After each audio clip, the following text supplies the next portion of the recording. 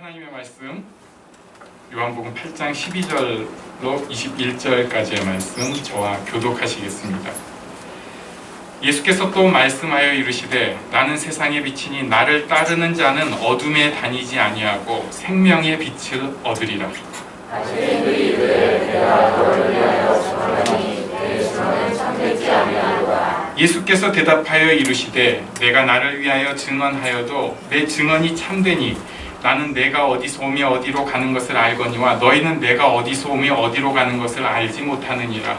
너희는 그를 따라 판단하나 나는 아무도 판단하지 아니하노라. 만일 내가 판단하여도 내 판단이 참되니 이는 내가 혼자 있는 것이 아니요 나를 보내신 이가 나와 함께 계심이라. 너희 일머리도 사람의 증언이 참되다 여기하시오니 내가 나를 위하여 증언하는 자가 되고 나를 보내신 아버지도 나를 위하여 증언하시느니라. 이에 그들이 묻되 내 아버지가 어디 있느냐. 예수께서 대답하시되 너희는 나를 알지 못하고 내 아버지도 알지 못하는도다. 나를 알았다면 내 아버지도 알았으리라. 이 말씀은 성전에서 가르치실 때 헌금함 앞에서 하셨으나 잡는 사람이 없으니 이는 그의 때가 아직 이르지 아니하였음이로라. 다시 이르시되 내가 가리니 너희가 나를 찾다가 너희 죄 가운데서 죽겠고 내가 가는 곳에는 너희가 오지 못하리라. 아멘. 오늘 처음 12절 말씀 예수께서 또 말씀하여 이르시되 우리 한번 12절을 다 같이 읽겠습니다. 시작. 예수께서 또 말씀하여 이르시되 나는 세상의 빛이니 나를 따르는 자는 어둠에 다니지 아니하고 생명의 빛을 얻으리라. 아멘. 요한복음에는 굉장히 많은 어떤 이런 그 메시지의 흐름이 있습니다. 그래서 우리가 이제 책 읽기 할 때 좀 어려운 게 있잖아요. 이건 국어 시간에 주로 하는 건데 중요한 얘기 거기서 하려고 하는 중요한 얘기 말고 그 평형해 주는 거, 수식해 주는 거 이런 거에 집중을 하다 보면은 본문을 놓쳐버려요. 그렇다고 또 중요한 것만 보다 보면 사실은 그 막간에 있는 예수님의 그 꾸밈 얘기 속에서 드러나는 우리 신앙생활의 힌트들을 또 놓치기는 너무 아까워요. 그래가지고 요한복음은 어떨 때는 천천히 보면 정신이 하나도 없고 하나도 못 알아보겠는데 또 어떨 때 또 천천히 보면 너무 가슴에 와닿고 한 절 한 절이 놓칠 수가 없고 이런 곳이 요한복음입니다. 그래서 제가 요한복음을 어떻게 한번 말씀을 볼까 고민을 하다가 적절히 한 절 한 절도 보지만 또 흐름은 잡아서 사이드를 건드리기는 하되 너무 건드리지 말고 이렇게 제 딴에는 준비를 했는데 글쎄요. 저는 그 생각을 해요. 항상 지금보다는 10년 후에 똑같은 본문 설교하면 더 잘해야 되지 않을까. 그럼 또 여러분도 들을 맛이 더 있을 거 아니에요. 맨날 아니면 목사님 저거 30대 때는 훨씬 더 잘하셨는데 이제는 배렸네. 뭐 이런 거보다는 그게 낫지 않을까 생각해서 항상 더 나아지려고 제 딴에는 고민을 하고 있습니다. 여기 12절에 보니까 세상의 빛이라고 말씀을 하고 있어요. 지난주에 우리 봤던 그림이 있습니다. 성전 그림 기억나시죠? 이게 이제 초막절 때 어떻게 한다고 했죠? 여인의 뜰 사방에다가 횃대처럼 불을 환하게 밝힌다고 얘기를 했어요. 그래서 초막절은 초막을 짓고 사는 절기이면서 또 빛에 대해서 굉장히 예민한 때이기도 합니다. 왜냐하면은 우리는 지금 빛이 너무 흔한 시대에 있어요. 진짜 밝은 시대예요. 네, 정말 밝은 시대. 근데 빛이 없는 곳에서 빛이 있으면 그 이루 말할 수 없는 감격이 있습니다. 제가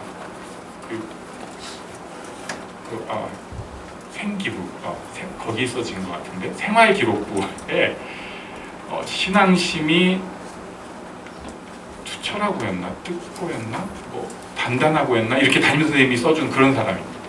이 계기가 된 게 뭐였냐면 학교에서 담임 선생님 제가 좋아했어요. 한모 선생님이셨는데 영어 선생님이었고 영어는 잘 못하셨어요. 근데 일단 사람이 참 괜찮은 분이어갖고 제가 담임 선생님으로 좋아하셨고 그분도 교회 굉장히 열심히 다니시는 분이었어요. 그런데 이제 2학년 여름방학이 되면서 이때가 마지막 찬스다. 너희한테는. 이상이네. 이거 의도한 거 아니었어요. 진짜 이거 준비할 때 제가 몰랐어요. 희상이라는 거. 근데 마지막 찬스다. 선생님 딴에는 그래가지고 너네가 이번 그 보충 수업은 반드시 다 참석을 해야 된다. 그래서 보충 수업 시간이 9시부터 오전에 12시 반인가까지 이렇게 쫙 9시부터 수업이 있는데 여기는 꼭 참석을 해야 된다고 했어요. 근데 우리가 올해는 전혀 못했지만 예전에는 7월 27일, 8일 뭐 이런 때는 당연히 수련회 기간이잖아요. 제가 또 중고등부 수련회를 가는데 빠질 수가 없는 거예요. 나는 거기도 가야겠어요. 그 수련회 장소가 어디였냐면은 충남 전이군 전이면 그러니까 천안에서 시외 버스라고 하죠. 그 1시간 얼마마다 있는 버스 타고 또 한 30분 정도 더 들어가야 되는 곳에 전위라고 하는 마을이 있어요. 거기서 수련회를 하는데 제가 그때 고민을 하다가 안 되겠어가지고 수련회를 가고 아침에 학교를 와야겠다. 고등학생 1988년 옛날 얘기다. 네. 그래가지고 굉장히 긴장하는 마음으로 이제 그 수련회 또 잘 되게 해달라고 토요일부터 막 열심히 기도하고 아마도 그때도 비가 많이 왔겠죠. 막 비 잘 해결되게 해달라고 기도하고 주일 오후에 수련회를 출발을 했습니다. 가가지고 다 세팅을 하고 첫날 밤 기도회 하고 막 은혜 받고 저는 새벽 정말 새벽에 아마 한 5시 좀 넘었을 때겠죠? 그때 이제 나왔어요. 그래가지고 이렇게 그 논두렁길을 지금 제가 거기 가보니까 뭐 완전히 다 바뀌었는데 그때만 해도 정말 논두렁, 논 사이, 논 둔턱 타고 오는 거예요. 옆에 냇물이 있고 거기 가다가 큰 나무 있으면 밑으로 이렇게 돌아가면서 이제 전이 그 읍인지 면인지 거기까지 나가야 되는 건데 첫날은 잘 갔어요. 월요일에. 그래가지고 물론 수업 시간에 막 눈이 다 내려가는데 또 내가 또 수련회 가서 은혜 받은 사람은 공부도 더 잘해야 될 것 같아가지고 눈을 이렇게 뜨면서 막 하면서 하고 또 수련회 장소를 갔어요. 네, 월요일 오후에 가가지고 저녁에 집회를 하고 다음날 화요일에 나오려고 하는데 이제 한번 왔다 갔으니까 더 쉬울 줄 알았는데 그때 구름이 쫙 덮은 거예요. 전 그거 태어나서 그때가 거의 처음인 것 같아요. 정말 하나도 안 보여요. 하나도. 이거 요새 같은 뭐 핸드폰 플래시라도 이렇게 하는데 이게 전혀 정말 안 보여요. 내가 약간 이렇게 뭔가 그 형태는 조금 보이는 것 같아서 물에 빠져 죽을 정도는 아닌데 이게 논 둔턱 사이가 어떻게 되는지 도저히 모르겠는 거예요.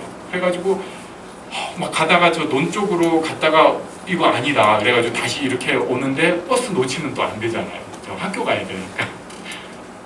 시골 어린이 같다 그러니까. 네. 그래가지고 딱 하는데 그때 구름이 싹 흘러가면서 달이 이렇게 슬쩍 보여주니까 그 요만한 빛에 길이 이제 보이는 거예요. 야 이거구나. 그래가지고 와서 수업은 잘 못 들었지만 아무튼 그렇게 갔어요. 빛이 이런 것입니다. 어둠이 심한 곳에서는 빛이 굉장히 유용해요. 그래서 시편에도 이런 말씀이 있죠. 우리 시편 119편 105절 같이 외우거나 읽겠습니다. 시작. 주의 말씀은 내 발의 등이요 내 길의 빛이니이다. 아멘. 말씀이 내 발의 등이고 내 길의 빛이라는 표현은 이게 없으면 우리가 못 간다는 뜻이에요. 그래서 말씀을 통해서 내 길을 비춰주십시오. 예수님께서 나는 세상의 빛이니 나를 따르는 자는 어둠에 다니지 아니하고 이렇게 말씀을 하십니다. 나는 세상의 빛이니 그 다음에 나를 따르는 자는 어둠에 다니지 아니하고 어둠에 다니지 아니하고 저는 이 말씀 보니까 갑자기 시편 1편이 또 생각나더라고요. 시편 1편 1절 2절 말씀 한번 외우거나 읽어볼까요? 시작. 복 있는 사람은 악인들의 길을 따르지 아니하며 죄인들의 길에 서지 아니하며 오만한 자들의 자리에 앉지 아니하고 오직 여호와의 율법을 즐거워하여 그의 율법을 주야로 묵상하는도다. 아멘. 복 있는 사람은 악인들의 길을 따르지 아니하며 죄인들의 길에 서지 아니하며 오만한 자들의 자리에 앉지 아니한다고 말씀하시는데 보통 사람은 악인들의 꾀를 따르고 죄인들의 길에 서고 오만한 자들의 자리에 앉게 되어 있습니다. 여기 있는 사람들은 착해서 절대 안 그럴 것 같은데 보통 사람은 악인들의 꾀를 따르고 죄인들의 길에 서고 오만한 자들의 자리에 앉게 되어 있어요. 오직 복된 사람들이 이렇게 안 되는데 시편의 표현을 따르면 말씀을 묵상하는 사람, 그리고 오늘 본문의 표현대로라면 예수님 따라가는 사람, 예수님 빛 대신 예수님 따라가는 사람만이 죄인들 안 따라가고 오만한 자들 안 따라가는 거예요. 다 길을 잃어버리고 있는 그때 예수님을 빛으로 삼아서 길을 놓치지 않고 하나님께서 원하시는 정말 생명의 길을 걸어갈 수 있는 것입니다. 12절에서 우리 한 가지 더 있는데요. 예수께서 또 말씀하여 이르시되 나는 세상의 빛이니, 두 번째 나를 따르는 자는 어둠에 다니지 아니하고, 세 번째 생명의 빛을 얻으리라. 생명의 빛을 얻으리라.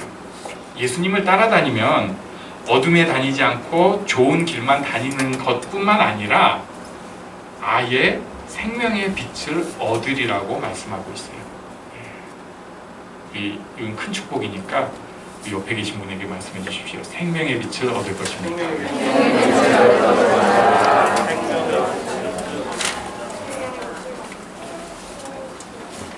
예수님 따라다니면 생명의 빛이 속에 있어요.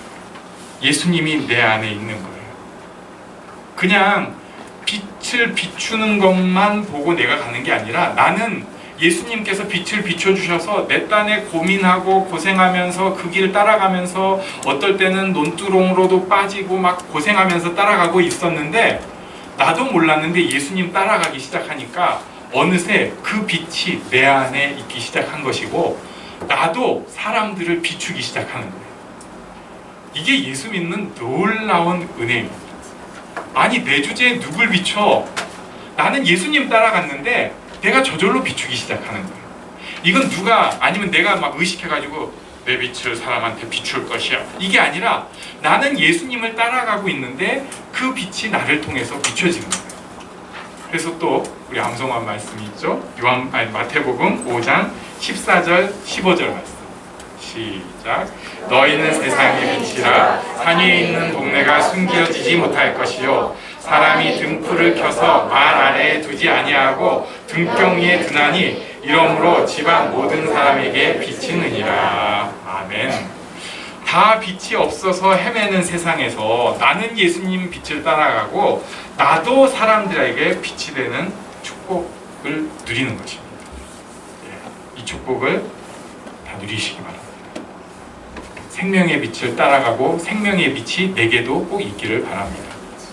자, 그럼 여기서 잠깐 어둠에 있는 사람들은 어떤 모습인가? 오늘은 여기 이제 예수님한테 바리새인들이 쫓아와서 그랬는데 그 사람들에 대해서 우리가 읽은 본문 말고 그 다음에 요약해서 써 있는 게 있어요. 23절과 24절인데 제가 읽겠습니다. 예수께서 이르시되 너희는 아래에서 났고 나는 위에서 났으니 너희는 이 세상에 속하였고 나는 이 세상에 속하지 아니하였느니라. 그러므로 내가 너희에게 말하기를 너희 죄 가운데 죽으리라 하였노라.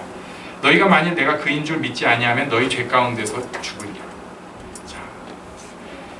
어둠에 있는 사람, 이게 사실 보통 사람이에요. 이 사람의 형국은 아래에서 난 사람이고 결국 이 세상에 속한 사람으로서 죄 가운데 죽는다고 말씀을 하고 있습니다.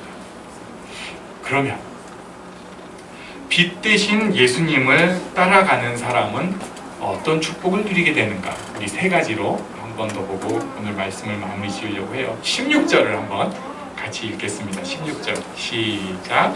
만일 내가 판단하여도 내 판단이 참되니 이는 내가 혼자 있는 것이 아니요 나를 보내신 이가 나와 함께 계심이라. 아멘. 빛 대신 예수님의 특징. 자, 이것은 바꿔서 얘기하면 그 빛을 따라서 나도 모르게 빛되어가는 우리가 누릴 수 있는 축복인데요. 첫 번째는 하나님 아버지와 연합하고 함께 있는 거예요. 함께 있는 것입니다. 언제나 함께 있는 거예요. 언제나 함께. 내가 외롭고 쓸쓸하고 혼자 있는 그 순간에도 언제나 함께 있는 것입니다. 두 번째, 그냥 함께 있는 게 아니에요. 18절 말씀 시작.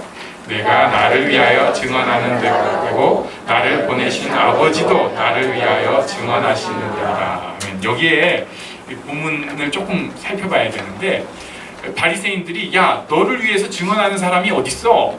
우린 못 믿겠어 하는데 예수님이 뭐라고 하냐면 나를 위해서 내가 증언하고 내 아버지가 증언하니까 두 명이 증언이라고 지금 하시는 말씀이에요. 그런데 하나님께서 여기 증언해 주신다. 이게 중요합니다. 빛 대신 예수님, 빛을 가지고 있는 우리의 특징은 뭐냐면 그냥 하나님과 함께 있는 게 아니라 하나님이 나를 위해 증언을 해주십니다. 나를 변호해 주세요. 내 편이 되어주시는 것입니다. 내 편이 되어주세요. 가끔 우리가 이런 오해를 할 때가 있어요. 내가 죄 지었더니 하나님이 다른 편이 됐다고. 그렇지 않아요. 물론 하나님이 안 좋아하시겠죠? 그런데 하나님이 다른 편 되지 않습니다. 예수를 주로 믿고 하나님을 아버지라고 부르게 된 가장 큰 특권 중에 하나는 하나님이 내 편이 되신 거예요. 그냥 옆에 계신 게 아니에요. 내 편. 이게 참 중요한 거죠. 내 편이 된다. 우리는 내 편이 된다고 하면 잘못도 다 잘했다고 해주는 걸로 착각을 하는데 그게 아니에요. 잘못한 거 아세요. 그리고 거기서 턴하기를 바라세요. 그래도 내 편. 잘못이 있으니까 아니 저런 못된 것이 예수를 믿어? 하나님 못 믿겠네! 이런 상황에서도 그래도 내 편. 정말 창피해가지고 식구들까지 이제 손가락질하는 상황이 있을 수 있어요. 그런 일은 없어야겠지만 교회에서도 다 저 사람 이상한 인간이야. 이런 그런 일 없어야겠지만 그때도 우리가 예수를 주로 고백하고 예수를 따르려고 한 사람이라면 진짜 따른 사람이라면 하나님은 내 편입니다. 어떤 상황에서 절대 내 편이세요. 하나님이 내 편 되신다는 것은 우리가 조금 이해하기는 힘들어요. 왜냐하면은 우리는 죄 많은 사람들 속에서 내 편만 생각을 해가지고 그냥 우리끼리 그냥 슬쩍 넘어가고 대충 어떻게 살고 잘 모르고 덮어주고 뭐 이런 거 좀 나쁜 의미로 생각을 하는데 전능하신 하나님, 나를 창조하시고 나를 잘 아시고 나를 사랑하시는 하나님께서 내 편이시라는 것은 조금 다른 얘기예요. 진짜 내 편이신 거예요. 나보다 나를 더 잘 아셔서 가장 선한 걸음으로 인도해 주십니다. 지금 이 순간에는 내가 그 길이 이해가 안 될 때가 꽤 많아요. 그런데 나중에는 하나님이 내 편이셨군요. 하나님이 내 편에서 인도해 주셨군요. 고백할 수 있습니다. 하나님이 내 편입니다. 마지막으로 20절 말씀 우리 한번 같이 보겠습니다. 20절 시작. 이 말씀은 성전에서 가르치실 때 헌금함 앞에서 하셨으나 잡는 사람이 없으니 이는 그의 때가 아직 이르지 아니하였음이로라. 아멘. 예수님께서 성전에서 눈에 가장 잘 띄는 곳에 계셨음에도 사람들이 예수님을 잡지 않았어요. 왜냐하면은 그의 때가 아직 이르지 아니하였다. 때를 따라 인도하시는 하나님의 은혜를 누릴 수 있습니다. 그때에 맞는 은혜를 딱 주셔요. 언제나 내 편이시기 때문에 나를 잘 아시는 그분이 내 편이시기 때문에 때에 맞게 은혜를 주십니다. 히브리서 4장 16절에 너무나 좋아하는 말씀 우리 같이 읽겠습니다. 시작. 그러므로 우리는 긍휼하심을 받고 때를 따라 돕는 은혜를 얻기 위하여 은혜의 보좌 앞에 담대히 나아갈 것이니라. 아멘. 때를 따라 돕는 은혜는 저는 잘 몰라요. 저한테 지금 제일 맞는 은혜가 뭔지도 그냥 조금은 알겠는데 정확하게 몰라요. 여러분의 지금 우리 삶 가운데 어떤 은혜가 때를 따라 돕는 은혜인지 제가 잘 모르겠어요. 하지만 하나님은 아시고 우리가 예수님을 따라가려고 그 빛을 따라가려고 하면 언제나 나와 함께 하시고 내 편이신 하나님께서 그때에 딱 맞는 은혜로 우리를 돌보시고 지키십니다. 이 축복을 누리는